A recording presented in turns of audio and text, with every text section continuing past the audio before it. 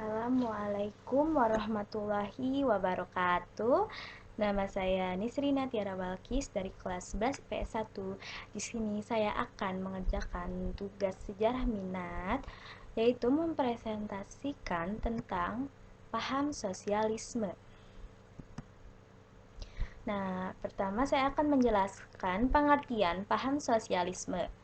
Sosialisme sendiri ini berarti ajaran atau paham kenegaraan dan ekonomi yang berusaha supaya harta, benda, industri, dan perusahaan menjadi milik negara. Dalam paham ini, negara sebagai kekuatan besar harus selalu ikut mengambil peran dalam segala aspek demi mencapai tujuan negara. Nah, latar belakang paham sosialisme terjadi karena kesenjangan dan ketidakadilan dalam masyarakatnya. Sosialisme ini muncul sebagai reaksi adanya paham liberal ekonomi serta paham kapitalisme modern yang sudah memuncak pada akhir abad ke-18 dan awal abad ke-19 Masehi di Eropa. Sosialisme muncul setelah terjadinya revolusi industri di Inggris yang telah menjadi penyebab terjadinya ketimpangan antar golongan. Nah, jadi dibagi dua golongan. Ada yang pertama golongan borjuis, yang kedua golongan proletar.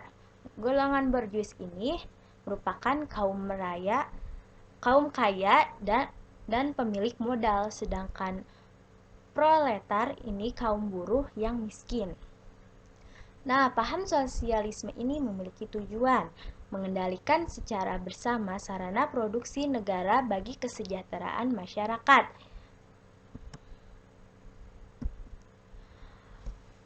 Sosialisme ini menekankan hak kebebasan komunitas. Nah, ada ciri-ciri sosialisme. Yang pertama, mementingkan kekuasaan dan kepentingan negara di atas kepentingan pribadi. Jadi, mendahulukan kepentingan bersama dulu, baru kepentingan pribadinya.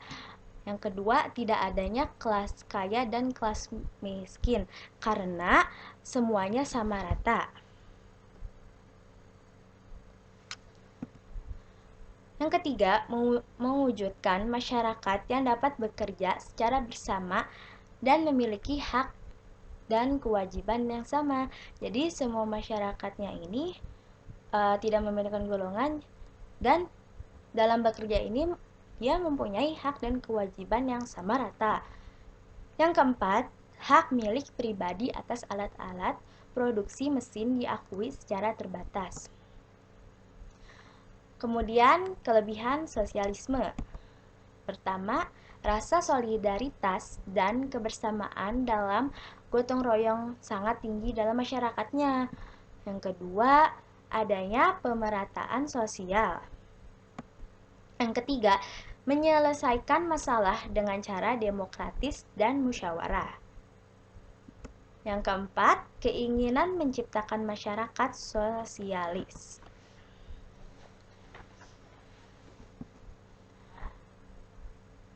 Adanya kekurangan sosialisme. Yang pertama, paham ini tidak selaras dengan manusia yang selalu ingin dan tidak puas melakukan sesuatu. Yang kedua, paham sosialisme membatasi kreativitas dan pengembangan diri. Karena di dalam paham sosialisme ini mementingkan kepentingan bersama daripada kepentingan pribadi. Jadi, seseorang kurang dalam mengembangkan kreativitasnya gitu. Kemudian karena ada solidaritas tinggi, hak asasi manusia diabaikan demi kepentingan bersama. Nah, ada prinsip-prinsip sosialisme. Yang pertama, kebebasan individu atau hak sipil dijamin dan dilindungi oleh pemerintah. Yang kedua, keamanan ekonomi bagi semua warga melalui sistem kesejahteraan. Kemudian, perkembangan paham sosialisme.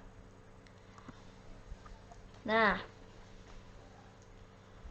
Perkembangan paham sosialisme ini, sosialisme murni dapat berkembang baik di negara-negara yang menganut paham liberalisme karena negara-negara tersebut memiliki kesenjangan kelas yang jelas.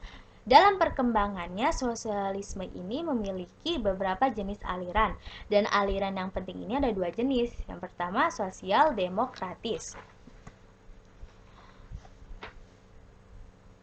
Sosial demokratis. Dalam paham sosialis demokratis, untuk mencapai dari contoh tersebut, negara cenderung memiliki jalur evolusi, yaitu perubahan bertahap dalam jangka waktu tertentu. Contohnya, di Inggris Raya pada awal ke-20 menolak semua teknik-teknik revolusioner.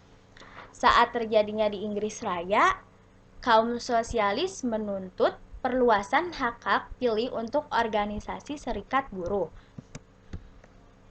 Kemudian, jenis kedua yaitu sosialisme komunis. Sosialis komunis ini menggunakan metode revolusioner dan totaliter. Jalur revolusi dan totaliter merupakan perubahan cepat dalam waktu tertentu. Negara dengan aliran sosialis komunis memilih jalan revolusi untuk mencapai cita-cita mereka demi menciptakan masyarakat sosialistis, seperti yang terjadi di Rusia.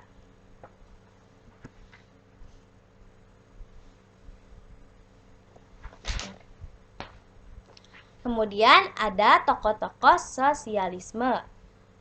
Di sini saya menjelaskan dua orang. Yang pertama, Thomas More. Nah, dia ini menerbitkan buku Utopia. Yang kedua, dia bercetus. Sosialisme hanya dapat berkembang di negara dengan tradisi liberal yang sudah berkembang. Kemudian, Robert Owen. Robert Owen ini menerbitkan buku A View of Security and Easy on the Formation of Human Character. Beliau mengusulkan pemerintah untuk membangun perkampungan yang layak kepada buruh miskin.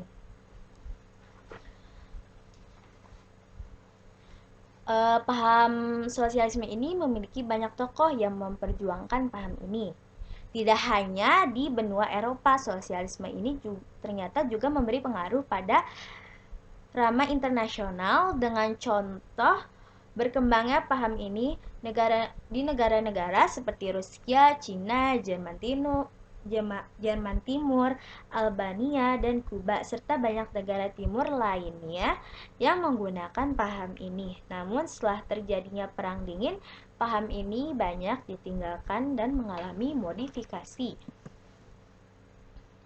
Nah, ada juga pengaruh sosialisme di Indonesia. Salah satu tokohnya ini Sneflit. Nah, yang pertama ada terjadi pada tahun 1913. Sneflit ini datang ke Hindia Belanda atau sekarang disebut Indonesia. Kemudian pada tahun 1914, Sneflit ini mendirikan Indische Social Democratische Vereniging.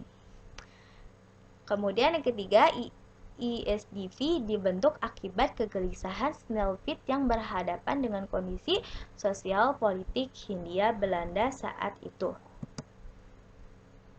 Nah, kehidupan ekonomi sosialis pada saat itu dibagi menjadi tiga.